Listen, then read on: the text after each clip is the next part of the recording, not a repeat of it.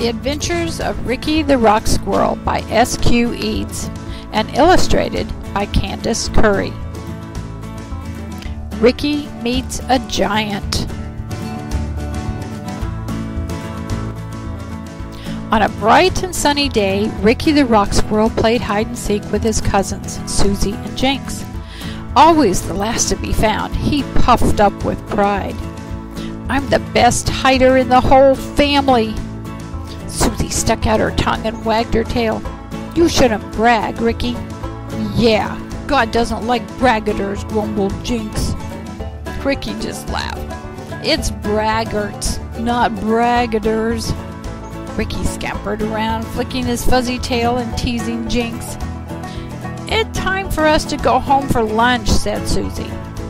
No, not yet. We have to play one more time. And you're it," yelled Ricky as he raced away. He could find the best hiding place and they would never find him.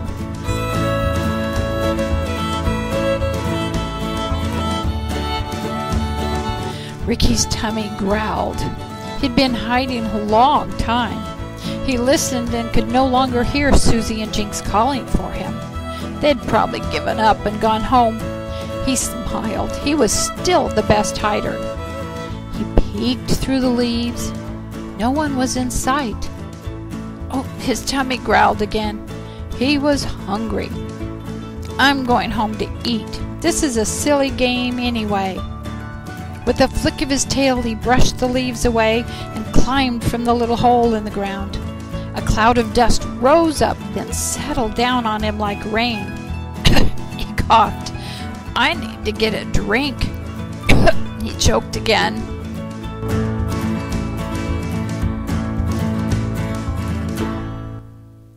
Ricky knew there was a stream nearby. It was in the Forbidden Land.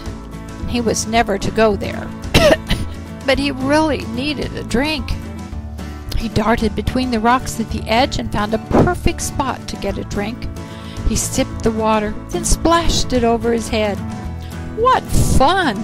His mom said it was dangerous, but he didn't see anything scary. His mom must be wrong. Ricky was so busy playing that he didn't hear the noise. Suddenly the ground shook and the sun darkened. He froze for an instant. His heart pounded like a drum. Danger!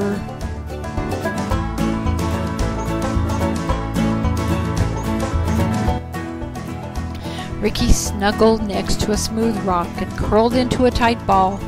He was the best hider, so it shouldn't be so hard to hide from danger. He tucked his head and covered his eyes.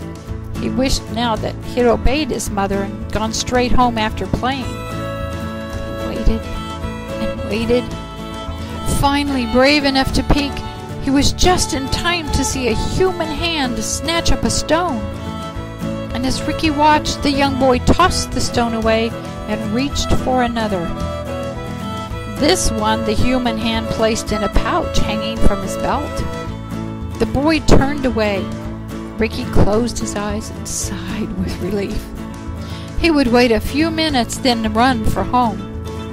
Hiding wasn't so much fun anymore. He snuggled closely against the stone next to him, wishing it was his mother.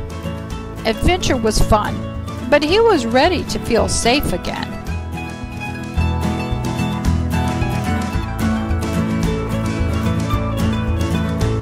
Before Ricky could take another breath, he was snatched up. The boy's long fingers gripped the round stone, and Ricky in one hand. Smashed against the rock, Ricky was then dropped into the boy's pouch. He scrambled from underneath the stones. And just as he got to the top, everything shifted. And the boy began to run, and the rocks bounced up and down, tossing Ricky with them.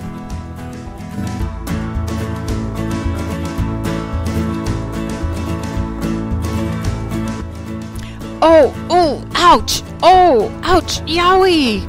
Ricky was so glad when the boy stopped and the stones settled into one place again. Gasping for breath, he climbed to the topmost rock, and from there he could peek over the edge of the pouch. What Ricky saw made his heart thump really fast. Thousands of humans with spears and swords stood facing him. He gulped. The humans yelled at the boy, but the boy only whispered to someone he called Lord. Ricky closed his eyes. Maybe when he opened them, all the angry people would be gone. Nope. Not only were they still there, but the ground shook as a giant moved to face Ricky and the boy. The angry giant was more than 10 times bigger than the human boy. That made him hundreds or maybe 1,000 times bigger than Ricky.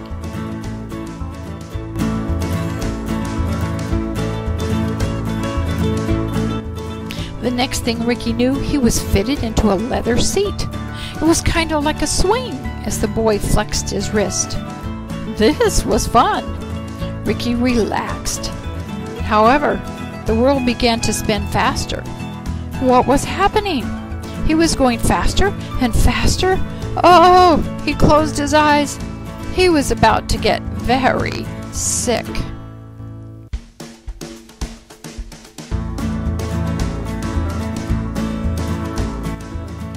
Suddenly, the swinging stopped and Ricky catapulted out of the seat and flew through the air.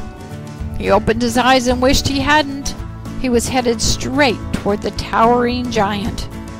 Clinging to the stone, Ricky watched the huge head coming closer and closer. He wished he'd been obedient.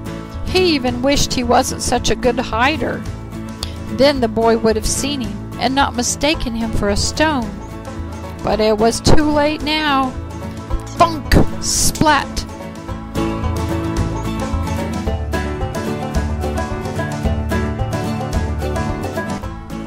Whoosh! Ricky's breath shot out of his mouth. That stop was way too sudden. He might never be able to peel himself from the rock that was now stuck in the giant's head right between 2 huge eyeballs. Oh no! With a thunderous yell, the giant tipped backward and fell to the ground, shaking the earth for miles around. Ricky peeked through the cloud of dust caused by the falling giant. The giant's army was running away, and an army behind the boy came running toward him. He had to escape now or he'd never get home. Ricky scrambled off the rock and slid down the long nose of the giant. He slipped around the big open mouth and scampered down the humongous shoulder.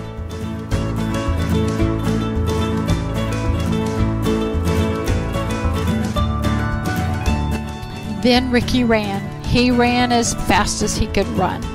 He was going home and he wasn't hiding for a long time. From now on, he was going to listen to his mother and obey her. As Ricky ran, he heard the boy's army cheering, but he couldn't quite figure out what they were saying. Solve the mystery. Do you know the name of the boy? Do you know what the people were saying? Read in the Bible 1 Samuel 17, 1 through 58. David has killed Goliath. God saved the Israelites.